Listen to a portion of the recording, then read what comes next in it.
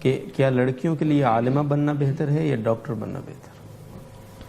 یہ سوال جیسے یہ صرف لڑکیوں کے ساتھ خاص نہیں ہے، لڑکوں کے بارے میں بھی یہ سوال کیا جا سکتا ہے کہ عالم بننا بہتر ہے یا ڈاکٹر.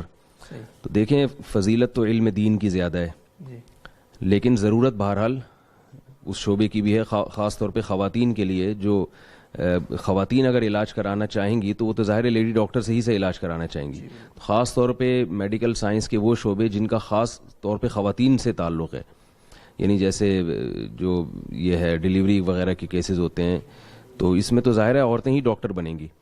تو معاشرے میں اگر ڈاکٹروں کی ضرورت پوری نہیں ہو رہی تو پھر تو ڈاکٹر بننے کو ترجیح دی جائے گی. لیکن میرا خیال ہے میڈیکل کالج میں اتنی ڈاکٹرز لڑکیاں ہیں کہ وہ بھرمار ہے، وہ تو وہاں تو ایڈمیشن نہیں ملتے.